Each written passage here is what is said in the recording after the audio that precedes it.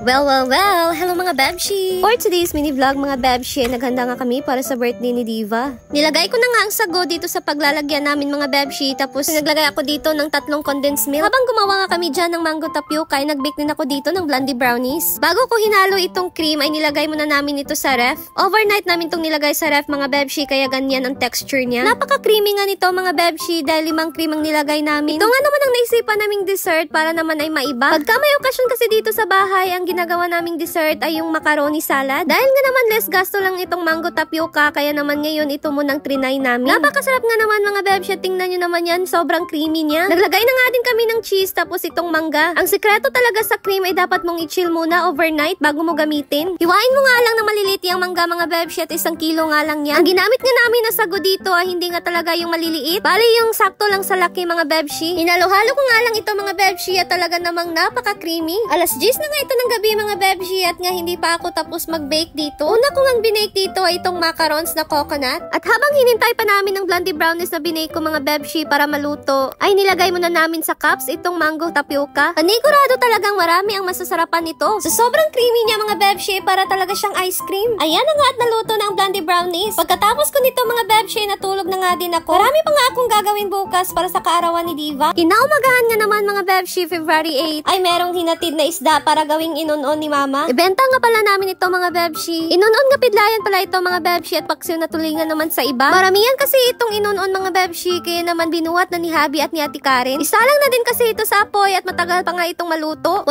oras pa kasi ito lulutuin mga Bebshi, kaya naman mga bandang hapon pa talaga ito maluto. At habang niluluto pa dyan ng inunon mga Bebshi, ay dito naman sa kusina, prepare ko na nga din yung binake ko kagabi. Ito nga din pala ang cake ni Diva. Sponsored pala ito from Ma'am Saori from Japan. Sobrang ganda talaga ng cake, at sulit na sulit talaga siya mga Bebsh, dahil masarap. Hinanda na nga namin sa mesa itong mga ulam mga Bebsh. Meron nga ditong fried chicken, kalderetang ribs ng pork, syempre humba. Ito nga din ang naibig kong dessert mga Bebshi, coconut macarons, blondie brownies at cheese bars. Dumating na nga din ang lechon na in-order namin mga Bebshi, at binuhat nga nito nila Habi. Kaga na nga din namin itong binuksan para na nga din makakain na. 45 kilos nga pala ito na lechon mga Bebshi, at maraming salamat talaga sa Manus Lechon na pinag-orderan namin. Grabe mga Bebshi, ang sarap-sarap ng timpla nila ng lechon. Kung titingnan mo ang balat ng lechon mga Bebshi, ay parang hindi crispy, pero sobrang crispy niyan mga Bebsh. Nandito na nga din ang mga bisita ni Diva, ang lahat ng social climbers. Siyempre naman, the one and only Brand Damage.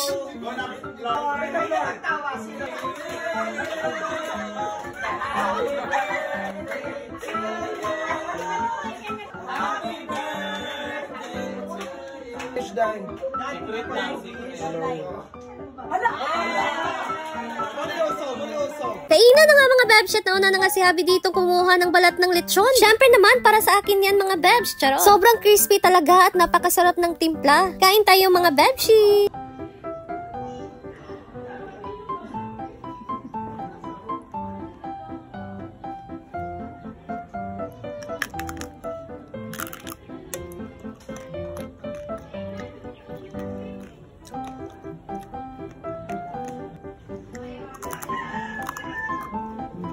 Maraming salamat mga Bebshi, and that's all muna for today. Bye!